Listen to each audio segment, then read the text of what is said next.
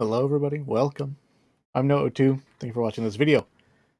Continuing our journey here for our deck building game about inanimate objects becoming sentient and taking over the world. We're at this point now where we got other ideas, we got other stuff going on, blah blah blah, right? More content that we can potentially add. But we have enough content that we can start making the game. And I haven't started printing it out yet, but it's ready to go for the most part as far as printing is concerned. Let's make the rules. We're moving now into this idea that we're going to be playtesting essentially what we've made. We're going to make the basic rules. Part of my playtesting is that when I sit down with my friends to play this game for the very first time, I will hand one of my friends the rules that I have written, and they will guide us through playing the game.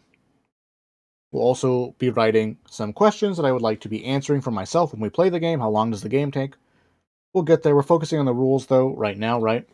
I need to mute.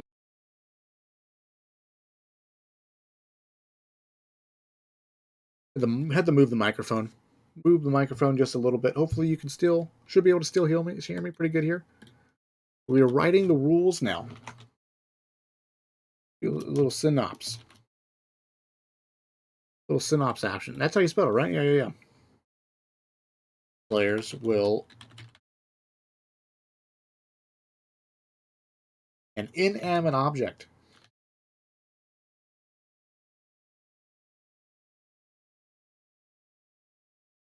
on their journey, sentience, and world domination. That is the synopsis of the game. So, right, essentially, how do you play? These don't need to only be clever or super in depth, but it's each player begins with a starter deck of 10 cards.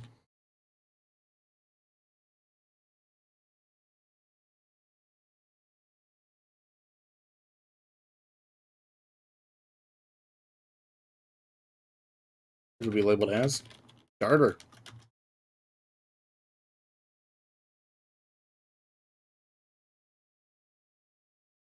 Oops.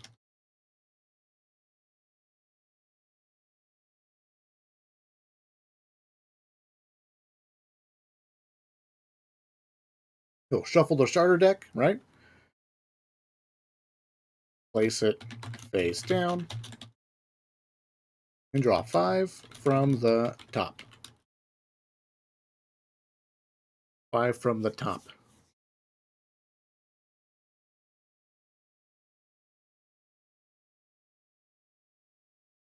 Maybe we'll leave the follower. I mean, we're setting up the game here, right? We're setting up the game.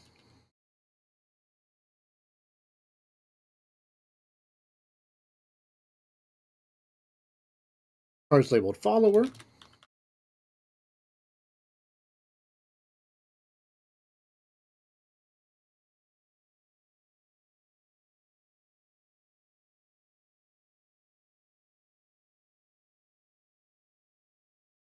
Place all of the cards titled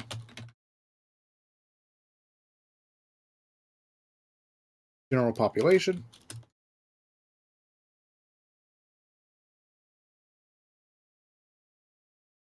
In the center of the table.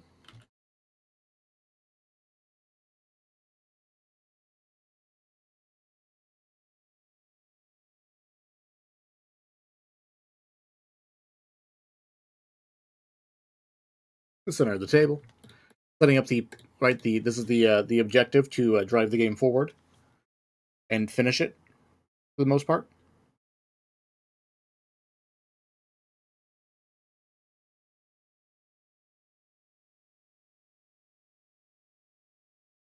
In their own stack.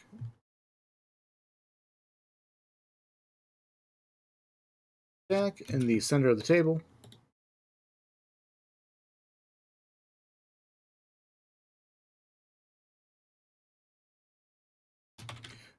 Or the main deck. All cards labeled as, was it logic?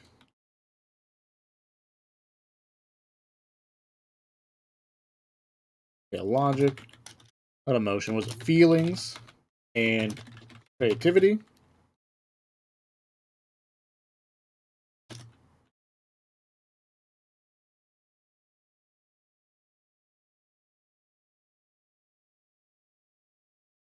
Of the table.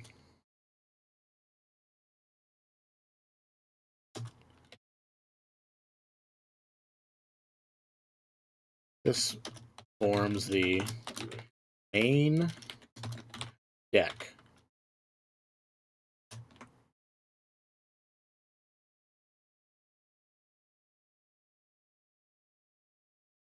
Take 5 cards from the top of the main deck and place them one at a time in a line,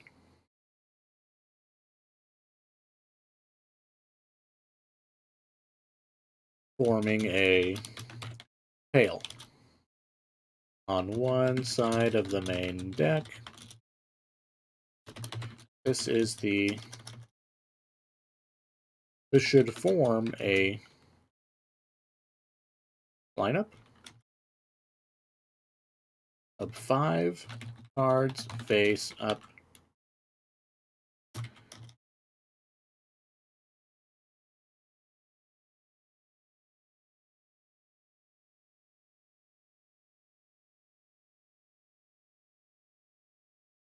Then above the lineup,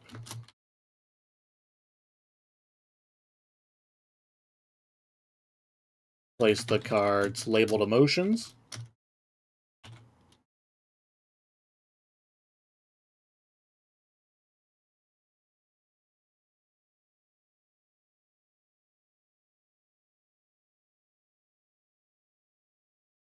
Oops.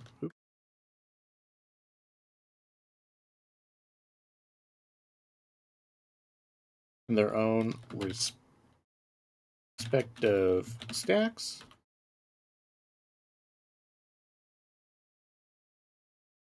Forming 4 face-up stacks. One reading, or one for each emotion. Horribly written instructions, but they work. They're going to work, right? No, these will work.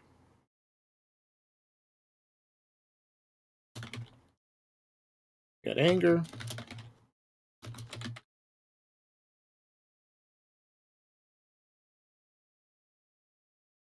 Fear, surprise. Sad. Happy. Keep doing that. Holding down Control Enter is how you create a new line when you are typing in the spreadsheet, and I'm used to doing that right now. I keep hitting Control Enter to make the new line, and it just takes you to the next page.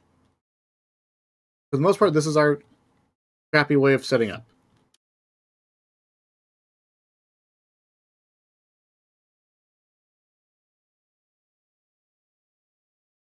Choose a player to go first.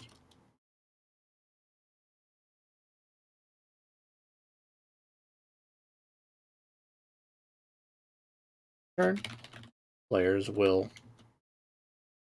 use their hand of cards to generate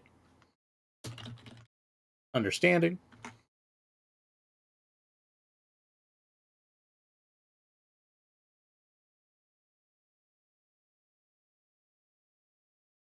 To purchase cards from the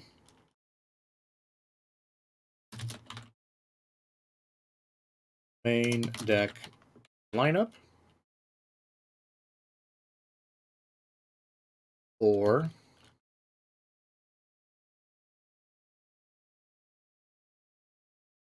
the emotion stacks.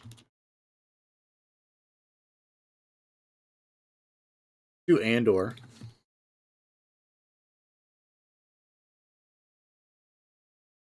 Anyone been watching Andor? Pretty good. I've been enjoying it so far. Seen the first 3 episodes. They're slow, and I kind of like that. That's all I have to say about that. We'll see how it goes. But I'm excited to see where they go with the show and or follower decks. Each turn, players will use their hand of cards to generate understanding. They then spend this understanding to purchase cards from the main deck, and or emotion stacks, and or follower stacks.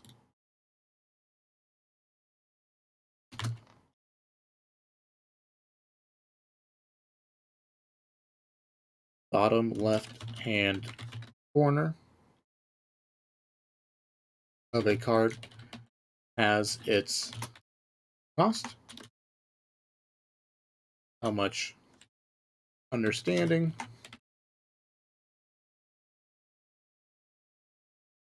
needed to purchase that card.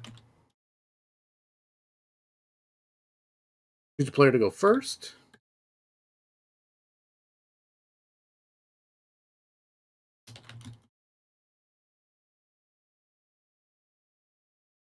Player may use any number of cards from their hand. Play cards one at a time, resolving that card's effect fully before a new card is played. Is the order of operations. It's key, it's critical to a lot of the effects going on in a card game, right?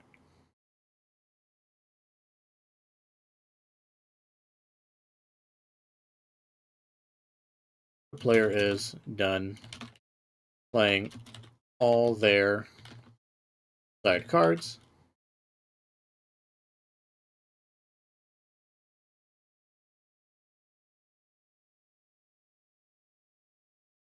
While playing cards, players can make any purchases that they wish. The player is done playing cards and or making purchases. They then take all the cards that they played, purchased,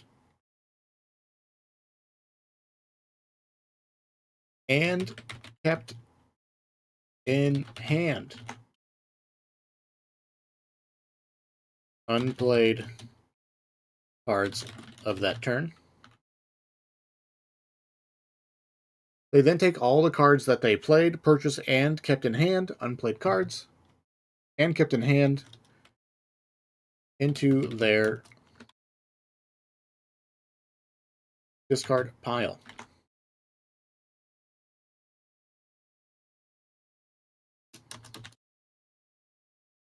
Draw 5 new cards, and then pass their turn to the next clockwise player.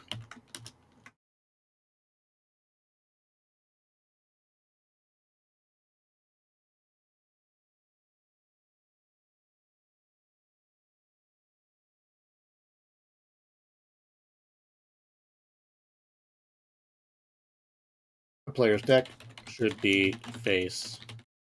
Draw 5 new cards from the top of their deck. Player's deck should be face down on their left or right side.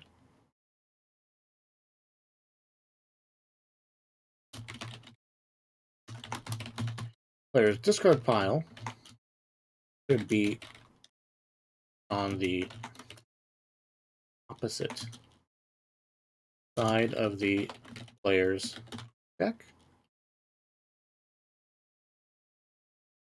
and is face up.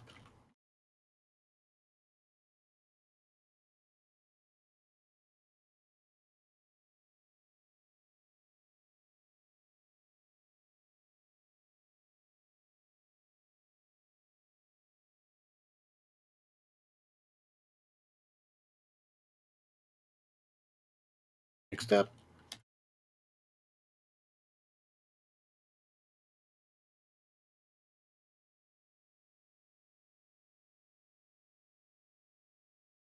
Words and effects. When a player needs to draw their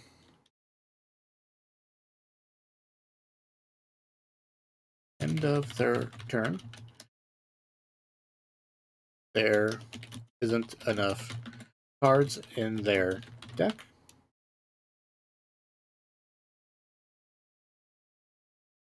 they take the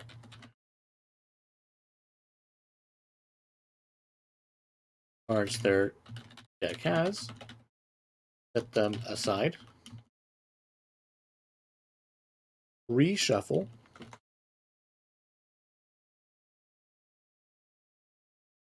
their discard pile,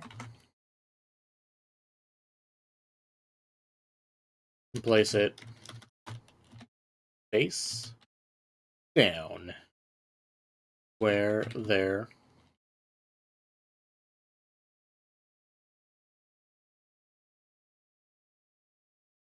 used to be. They then draw the remaining cards that they need to meet their end of turn draw 5.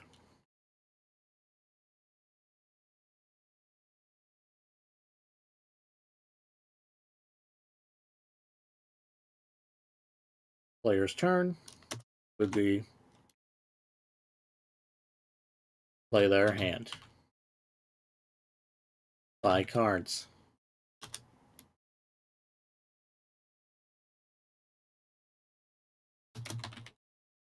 Played cards. Bought cards. Cards still in hand.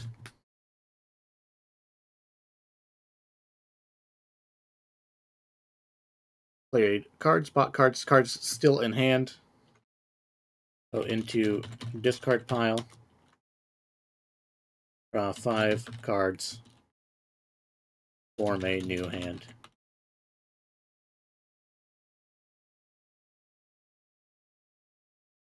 End turn. Okay.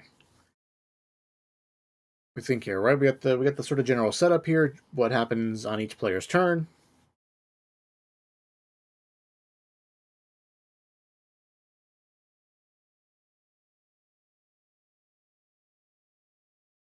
Let's do the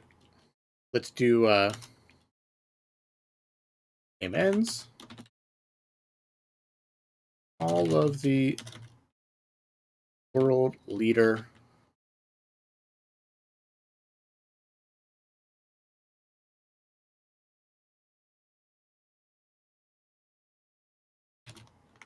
follower stack has been emptied.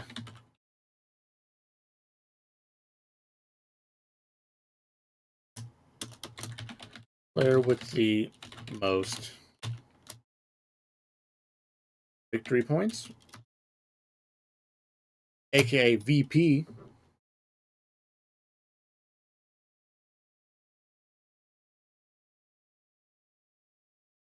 game. Each card has a VP value. The bottom right hand side of the bottom right hand side.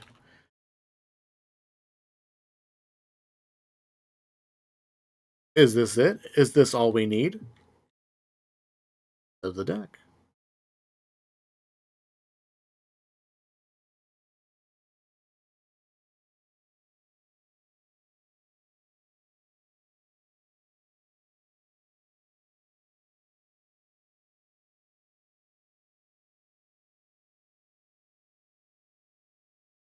Make that bold. We'll make these not bold.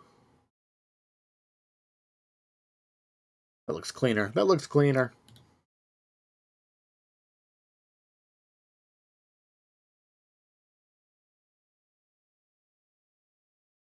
anything else that I'm missing? Um, little tidbit here. Players may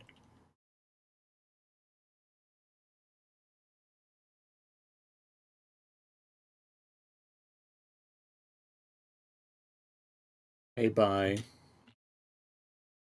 only one card, one emotion card per turn.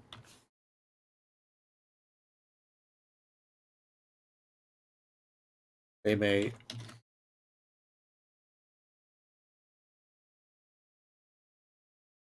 gain and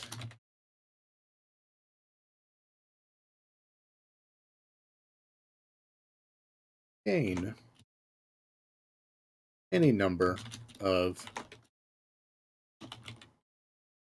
motion cards in a turn. We don't really have the gain keyword written down anywhere, but not a huge deal. Little oversight, but not a problem.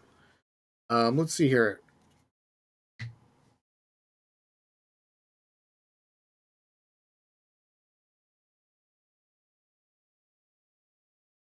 They buy only one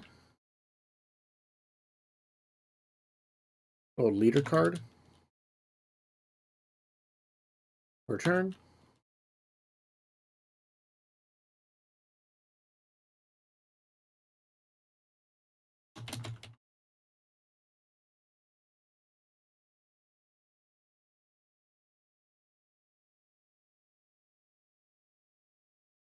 A world leader card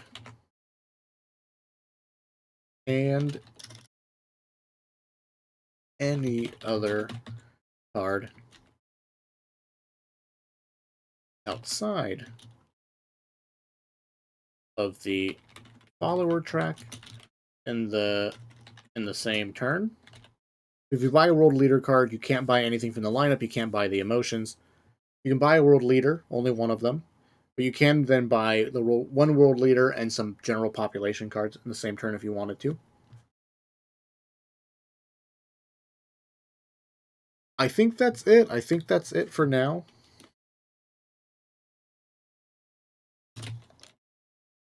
Rules. Damn straight.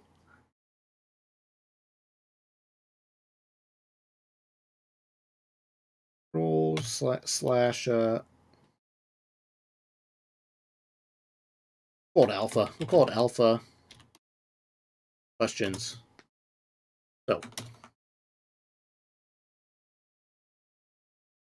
play test questions. Play test one word. I think it is, right?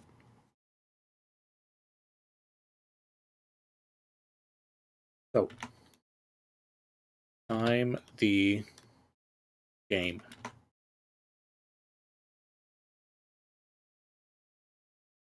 Time the game from setup to clean up, or from setup to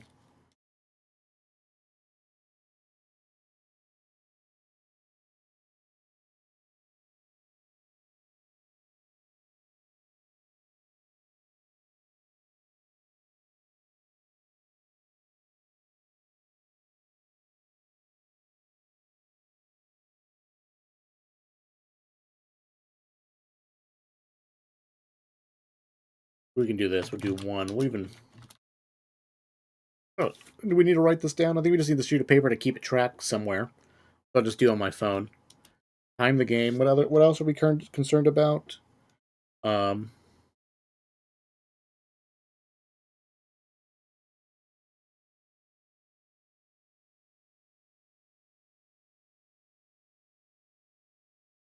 Highest understanding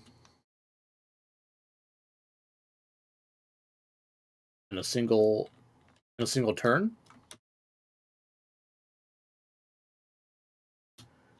How high? How much power did somebody get in a turn?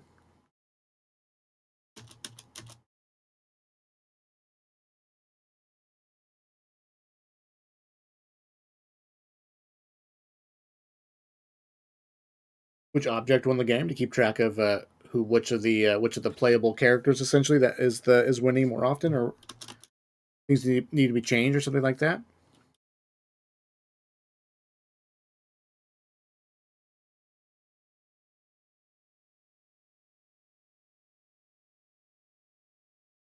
Would the players get confused?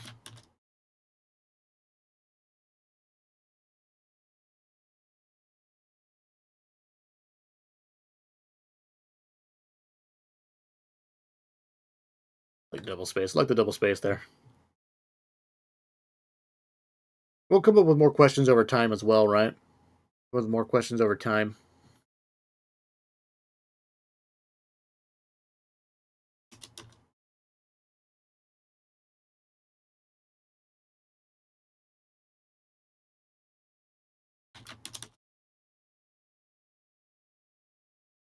Strong card, weak cards.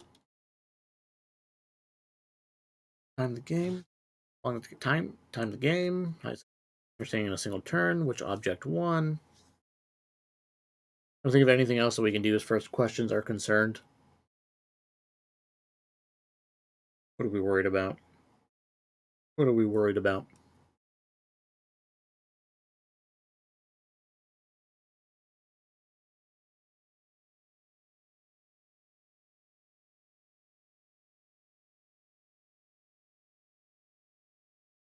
Not sure. Not sure. A question for myself is, can I offer players a variety choice of play style? That's a weird sentence. Can't think of anything else. I think for the most part, this is good enough to begin with. Good enough to begin with. I mean, I know how to play the game. I just feel like writing it out sort of helps put it in all perspective here. And see if we missed anything, any mechanic, and just writing the mechanics is enough to, or make you think of new mechanics, or remind you of another mechanic that you maybe could put in, or something like that, right? We write it all out. And that's about it. I think we're going to call this good. I think the next video now is going to be me showing off the final product, the alpha product. We'll print stuff out, put them in the card sleeves, make a little deck of cards, make it all work. And then the following videos after that will actually just be me adding new stuff into the game, new mechanics, keywords, talking about the questions that we got going on here, talking about the data that we are gathering and things like that. See where the play testing takes us. But that was pretty good. I wonder how long this this all took us here. This will be video number 8. Video number 8. We got, let's see here, about an hour, 2 hours. We're at 4 hours, 5 and a quarter, 5 and 6 hours essentially. 6.5. We're about around 7 hours here as far as time invested getting to this point, setting up the game, setting up the skeleton of it all. About 7 hours invested, which is what I wanted, so I got another hour to sort of start printing stuff out, getting it all set up and ready to go and actually be played. So quite cool. Quite cool. We're on track as far as time invested, because you really just, when it comes to the board game, get your general idea out there, get it sort of skeleton set up. Don't worry about all the little details. You're trying to test the big picture here, right? That's sort of that's what we got going on here. The emotion mechanic is our big picture, the objective mechanic, big picture, card design, that's sort of, big picture too, but sort of just get it all together, start playing, and as you're playing it, you'll get the most clear understanding of what needs to change, what works, what doesn't work, things like that. So I'm quite happy with that. 7 hours and some change, just about. And we're almost ready to start. We're ready to start printing and playing. Thank you guys for watching. I appreciate it. And I'll see you guys in the future.